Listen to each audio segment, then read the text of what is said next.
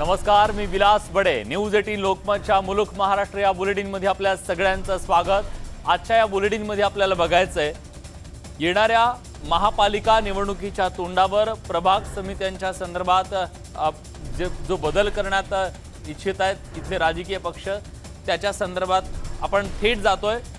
कॅबिनेटच्या नंतर बाळासाहेब पाटील पवारसाहेबांनी याची घोषणा केली होती आणि साधारणपणे 40 कोटीचा खर्च आहे आणि ते 5 एकराच्या जागेवर हा एक मॉडेल टाईप पद्धतीचं कारखान्याचं तिथं रचना उभी करण्यात येणार आहे, जेणेकरून नवीन तरुण पिढीला याची माहिती व्हावं अशा प्रकारचा निर्णय घेण्यात आला आहे.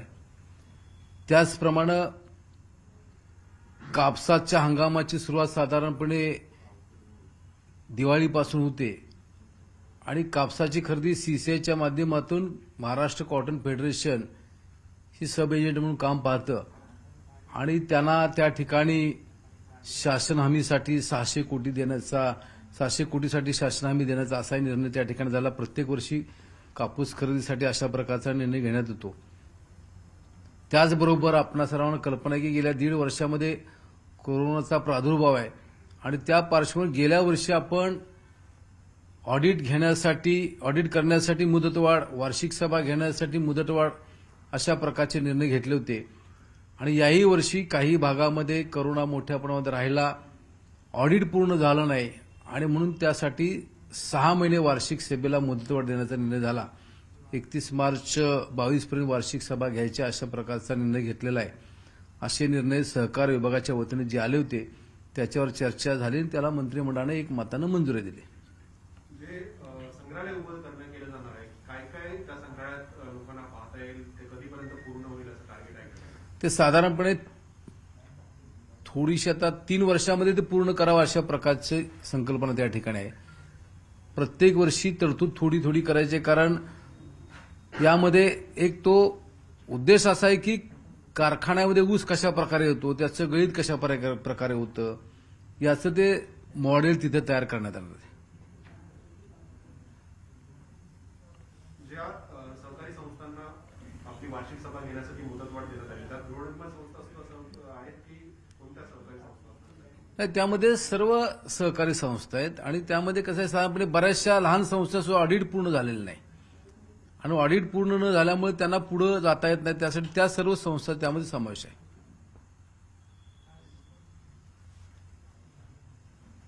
ओके.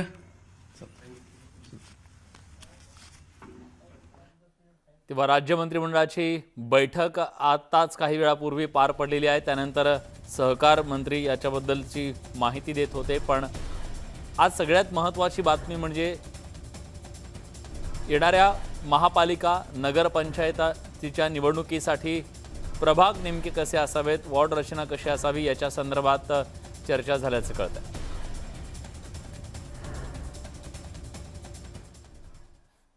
मंत्रिमंडळाच्या बैठकीमध्ये आज येणाऱ्या महापालिका आणि नगरपंचायतीच्या निवडणुकीच्यासाठी एक महत्त्वाचा निर्णय घेतला जाण्याची शक्यता होती. ती म्हणजे ह्या निवडणुका नेमक्या कशा होणार. प्रभाग पद्धतीवरून कॅबिनेटमध्ये खडाजंगी झाल्याचं सुद्धा कळतंय, मतभेद झाले असं कळतंय.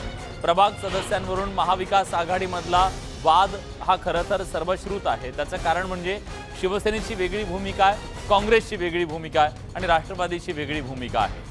1 सदस्यीय, 2 सदस्यीय की 3 सदस्यीय प्रभाग नेमका कसा असावा याच्यावरूनचा हा वाद आहे आणि या आधी फडणवीस सरकारनं जो निर्णय घेतलेला होता तो निर्णय बदलला जावा अशी भूमिका काँग्रेस आणि राष्ट्रवादीची आहे.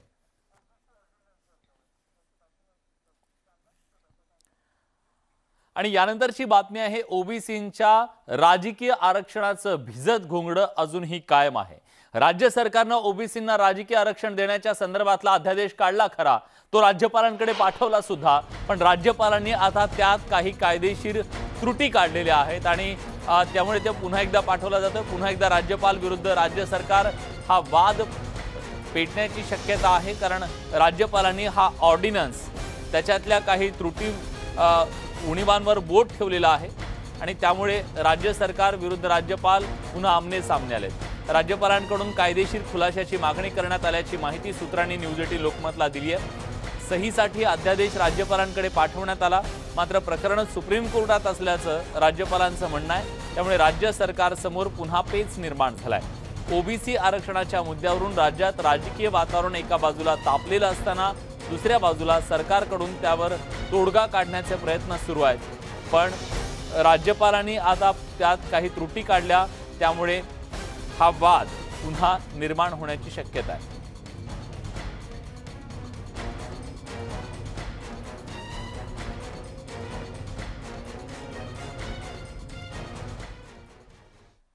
दरम्यान या सगळ्याबद्दल ओबीसी नेते विजय वडेट्टीवार आणि ओबीसी नेते छगन भुजबळ यांनी नेमकं काय म्हटलेलं आहे जाणून घेऊयात।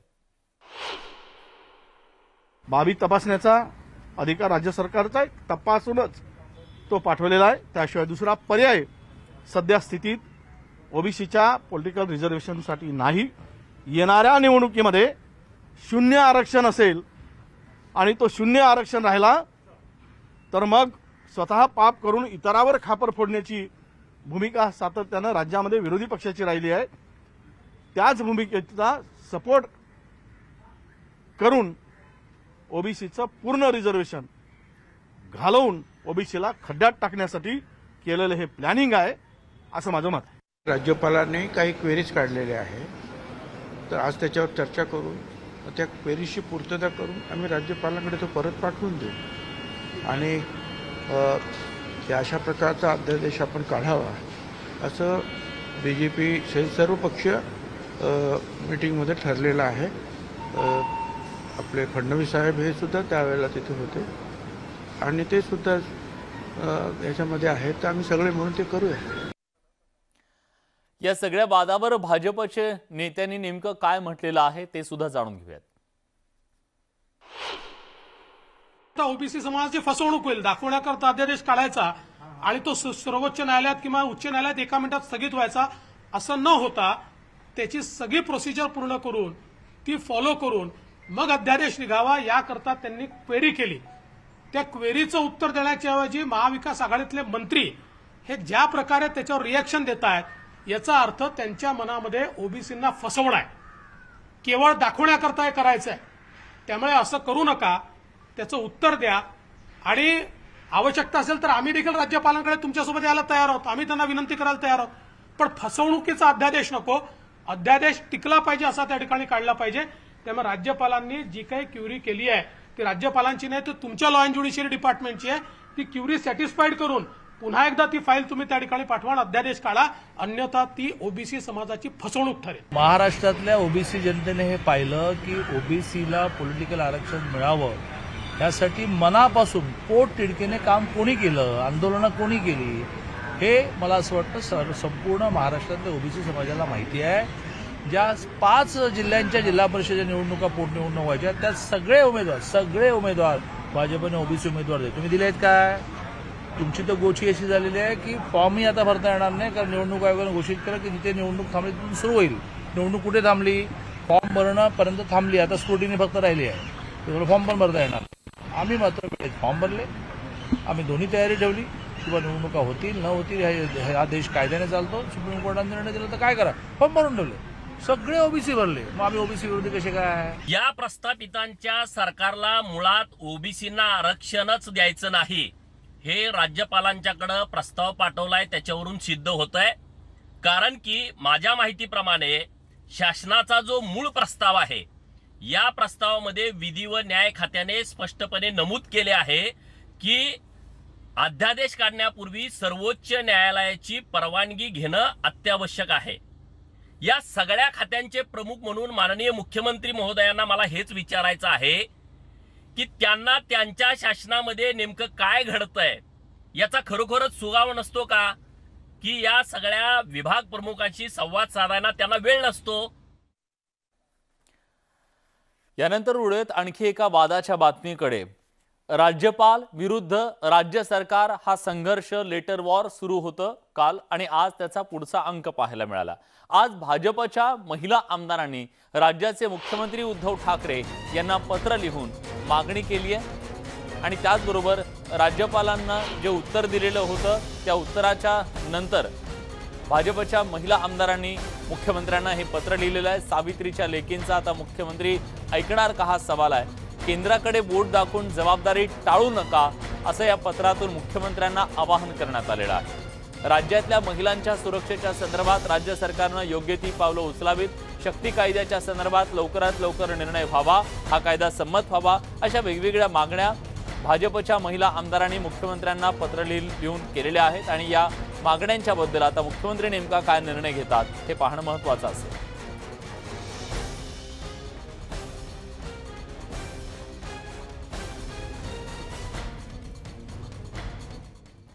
आणि यानंतरची बातमी आहे प्रभाग पद्धतीवरून महाविकास आघाडी सरकारमध्ये असलेल्या वादाच्या संदर्भातली। आज मंत्रिमंडळाची बैठक झाली। या बैठकीमध्ये सुद्धा प्रभाग सदस्यांच्या एकूण सगळ्या पद्धतीवरून कॅबिनेटमध्ये जोरदार खडाजंगी झाल्याचं कळतंय। काँग्रेस, राष्ट्रवादी काँग्रेस आणि शिवसेना या तीनही पक्षांच्या वेगवेगळ्या भूमिका आहेत। हा प्रभाग किती सदस्यांचा असावा यावरून हा वाद आहे आणि याच्या मागची प्रत्येकाची वेगवेगळी गणितं आहेत। दरम्यान प्रभाग सदस्यावरून निर्माण झालेला हा वाद नेमका काय आहे, कुठल्या पक्षाची काय भूमिका आहे, या सगळ्याबद्दल बोलण्यासाठी आता आपल्या सोबत आपले प्रतिनिधी प्रफुल्ल साळुंके आहेत। आपण थेट त्यांच्याकडे जातोय। प्रफुल्ल, प्रभाग समित्यांचा हा वाद संपत नाहीये, बैठकांचं सत्र सुरू आहे। या आधी सुद्धा समन्वय समितीची बैठक झाली, तोडगा निघाला नाही।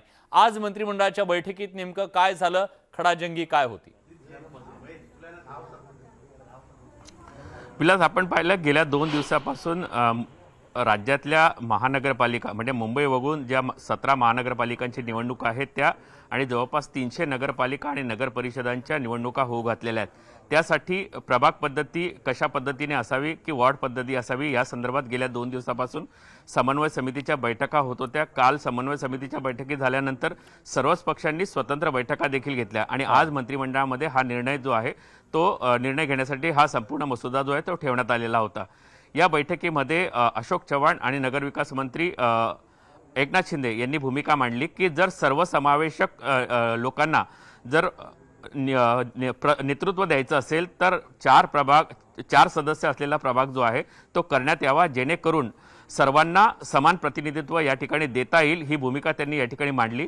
पण काही सदस्यांचं, विशेषतः अजित पवारांचं या ठिकाणी म्हणणं होतं की प्रभाग पद्धती ही 2 सदस्यांची या ठिकाणी करण्यात यावी। त्यामुळे कुठेही एकमत होताना दिसत नव्हतं। त्यामुळे सर्वसंमतीनं एक निर्णय या ठिकाणी घेण्यात आलेला आहे की प्रभाग पद्धती जी आहे ते 3 सदस्यांची महानगरपालिकेमध्ये ठेवण्यात यावी। मुंबई महानगरपालिकेचा स्वतंत्र कायदा आहे, त्यामुळे त्यांचा जो सदस्य जो वॉर्ड आहे त्या वॉर्ड पद्धतीनंच ही निवडणूक होईल। पण उर्वरित महानगरपालिकांसाठी 3 सदस्य प्रभाग असलेली निवडणूक होईल। नगरपालिका आणि नगर परिषदांसाठी 2 सदस्य असलेल्या प्रभाग या ठिकाणी जैसे ते ठेवण्यात आलेले आहेत आणि नगर पंचायतीसाठी जो विषय आहे तो 1 वॉर्डानुसार निवडणूक होईल। बर, पण प्रफुल्ल, जेव्हा आपण बघतो की राजकीय पक्ष या प्रभाग पद्धतीच्या बद्दल एवढे आग्रही का असतात, तर त्याच्या मागचं कारण असतं ते म्हणजे सत्तेचं गणित। आज हे सत्तेचं गणित प्रत्येकजण आपापल्या सोयीनुसार मांडू इच्छित आहे आणि प्रत्येकाला सत्तेत जायचंय आणि त्याच्यासाठी राज्यातली सत्ता सुद्धा अतिशय महत्त्वाची असणार आहे। कुठल्या पक्षाची काय भूमिका आहे आणि त्याच्या मागची रणनीती काय? एक सर्वात महत्त्वाचा विलास म्हणजे प्रत्येक महानगरपालिकामध्ये त्या पक्षाने कशा पद्धतीनं या ठिकाणी महानगरपालिका ताब्यात आणली हा विषय या ठिकाणी होता। कारण अशोक चव्हाण यांचं म्हणणं होतं की आमची महानगरपालिका जी आहे त्यामध्ये 4 सदस्य असलेला प्रभाग आहे, त्यामुळे आम्ही सर्वसमावेशक जातीच्या लोकांना एका प्रभागामध्ये प्रतिनिधित्व जे दिलंय, त्यामुळे साधारणतः जागा वाढण्याचं प्रमाण जे आहे ते 75 ते 80 जागा ज्या आहेत त्या काँग्रेसच्या त्या ठिकाणी आल्यात। हीच प्रभाग पद्धती जशी नांदेडला लागू केली तशी इतर जिल्ह्यांमध्ये आणि इतर महानगरपालिकांमध्ये लागू होणार नाही। त्यामुळे ही पुणे किंवा पिंपरी चिंचवडमध्ये लागू होणार नाही, अशा पद्धतीच्या भूमिका ज्या आहेत त्या मांडण्यात आलेल्या आहेत आणि प्रत्येकाने आपल्या सोयीच्या महानगरपालिकांमध्ये कशी प्रभाग पद्धती या ठिकाणी आहे आणि ती राबवावी ही भूमिका मांडली। पण एक सर्वसमावेशक निर्णय म्हणून 3 सदस्य असलेला प्रभाग जो आहे त्यावर शिक्कामोर्तब या ठिकाणी करण्यात आलेला आहे। धन्यवाद प्रफुल्ल, तुम्ही दिलेल्या सगळ्या सविस्तर माहितीबद्दल। बघूयात या संदर्भातला अंतिम निर्णय नेमका काय होतो आणि त्यानंतर राज्यातल्या भविष्यामध्ये होणाऱ्या महापालिका आणि नगरपंचायतीच्या निवडणुकीमध्ये कुठल्या पद्धतीने या निवडणुका होत आहेत। यानंतर वळूयात सामनातल्या नव्या सामन्यावरून आणि हा सामना सुरू झालाय तो म्हणजे भाजपचे प्रदेशाध्यक्ष चंद्रकांत पाटील आणि संजय राऊत यांच्यामध्ये, आणि त्याचं व्यासपीठ आहे ते म्हणजे अर्थातच सामनाच्या अग्रलेखातून सातत्यानं चंद्रकांत पाटील यांच्यावरती जोरदार निशाणा साधला जात असताना आता पुन्हा या सगळ्यामध्ये एक नवा वाद पेटलेला आहे। चंद्रकांत पाटील विरुद्ध संजय राऊत यांचं वाक युद्ध हे माध्यमांमधून सुरू असताना सामनातून सुद्धा आता हा वाद पुन्हा चव्हाट्यावर आलेला आहे। सामनातून पुन्हा एकदा चंद्रकांत पाटलांवर टीका करण्यात आली आहे। 21 सप्टेंबरला सामनातून तोंडास फेस कोणाच्या हा अग्रलेख प्रसिद्ध केला होता। त्या अग्रलेखावर चंद्रकांत पाटलांनी त्यांचं मन आता पत्रातून ढिलं केलं असल्याची टीका सामनातून करण्यात आली आहे। सामनानं आजच्या अग्रलेखात चंद्रकांत पाटलांचं पत्र जसंच्या तसं छापून उत्तर दिलंय। चंद्रकांत दादांनी सामनाच्या अग्रलेखावर व्यक्त केलेली प्रतिक्रिया वाचून काय वाटेल याचं उत्तर श्रीमती रुपाली चाकणकर यांनी आधी दिलंय। चंद्रकांत दादा पाटील हे महाराष्ट्राच्या राजकारणाला पडलेलं एक गोड स्वप्न आहे, कारण त्यांच्यामुळे महाराष्ट्रात सध्या निखळ मनोरंजन होतंय। सरकारनं चंद्रकांत दादांवर करमणूक कर लावावा अशी टीकाही केली।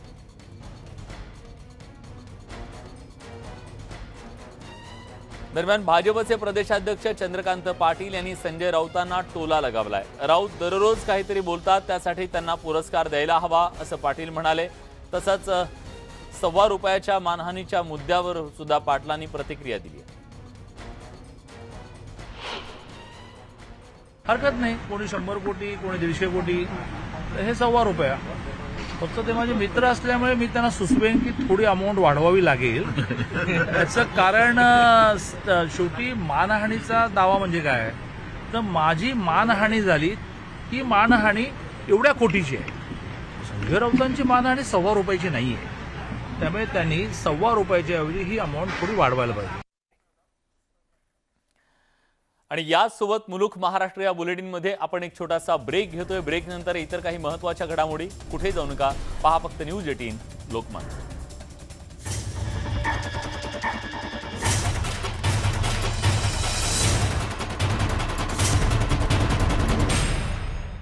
मूलभूत सोयी सुविधा ज्या द्यायच्या असतात त्यासाठी उपयुक्त होईल अशा प्रकारचं मत त्या ठिकाणी मांडलं गेलं।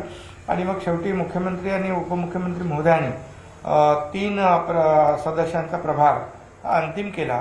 आणि नगरपालिकांमध्ये देखील 2 सदस्य असतील तर त्यामध्ये देखील काम करणं सोपं होईल आणि नगरपालिका हद्दीतली जी काही विकास कामं आहेत ती युद्ध पातळीवर वेगाने करता येतील। आणि नगरपंचायत एक छोटी असते, त्यामुळे नगरपंचायतीमध्ये 1 सदस्यीय पद्धत ठेवलेली आहे, जेणेकरून काही ग्रामपंचायतीला नगरपंचायती झालेल्या आहेत, त्यामुळे तो छोटा भाग असतो आणि त्यामध्ये 1 सदस्य पद्धत ठेवली आहे। त्यामुळे हे जे काय 1 सदस्य नगरपंचायत, 2 नगरपरिषद नगरपालिका आणि 3 महापालिकांमध्ये हे सदस्य संख्यांचा जो काही पॅनल प्रभाग तयार होणार आहे, यामुळे त्या भागातल्या नागरिकांना नागरी सुविधा देणं सोयीचं होईल, यासाठी राज्य सरकारने हा निर्णय घेतलेला आहे।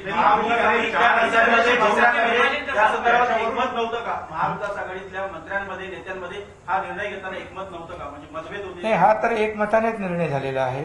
जे मी सांगितलं तुम्हाला, नगरपंचायत 1, नगरपालिका 2 सदस्य आणि महापालिका 3 सदस्य, एकमताने निर्णय आज झालेला आहे। सर, काही ठिकाणी असा याच्यापूर्वी 2 प्रभागांचा 2 त्यांचा प्रभाग होता, आता तो 2 चा 3 करतात, अशी चर्चा होती की 1 प्रभाग सिंगल प्रभागाची होईल, असं न करता ते 2च्या ऐवजी 3 अजून वाढवलंय, तर याचा राजकीय नाही, यापूर्वी 4 सदस्यांचा पॅनल होता, त्यामुळे 4 महापालिकांमध्ये, त्यामुळे 4 सदस्य आता तो मोठा प्रभाग होतो 4 सदस्यांचा, त्यामुळे कामाच्या दृष्टीने आणि नागरी कामांच्या दृष्टीने सोयीचं व्हावं म्हणून एकमतानेच हा निर्णय 3 सदस्यांचा झाला।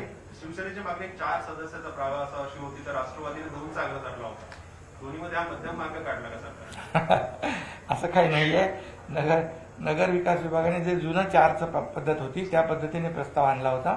शेवटी आपल्याला लोकांच्या ज्या काही नागरिक सुविधा द्यायच्या आहेत त्याच्यावर आपल्याला काम करायचं आहे। त्या महापालिका क्षेत्र, नगरपालिका क्षेत्र, नगरपंचायत क्षेत्रामध्ये जास्तीत जास्त लोकप्रतिनिधींच्या माध्यमातून कामं झाली पाहिजेत। राज्य शासनाकडून येणारा निधी जो आहे त्याचा वापर योग्य प्रकारे व्हायला पाहिजे आणि त्या भागाचा विकास झाला पाहिजे, हाच दृष्टिकोन ठेवून हा निर्णय एकमताने झालेला आहे।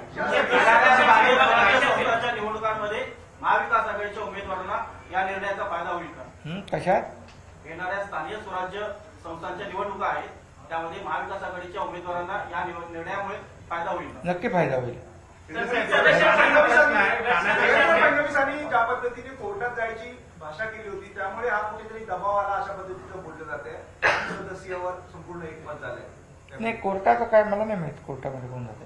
देवेंद्र फडणवीसांनी सांगितलेलं की बहुसदस्यीय संदर्भातला जो निर्णय आहे, जर तो निर्णय वेगळ्या पद्धतीचा झाला तर आम्ही न्यायालयात जाऊ अशा पद्धतीचं सांगितलं. नाही, पण तसा ठीक आहे, न्यायालयात कोणी जाऊ शकतो, परंतु राज्य सरकारने जो काही निर्णय घेतलेला आहे हा कुठलाही राजकीय अभिनिवेश डोक्यात किंवा राजकीय फायदा होईल अशा प्रकारचा कुठलाही मनामध्ये किंवा डोक्यामध्ये विचार न ठेवता या प्रभाग रचनेचा फायदा लोकांना त्यांच्या नागरी सुविधा देण्यासाठी होईल, हेच आज उद्देश राज्य सरकारने डोळ्यासमोर ठेवलेला आहे.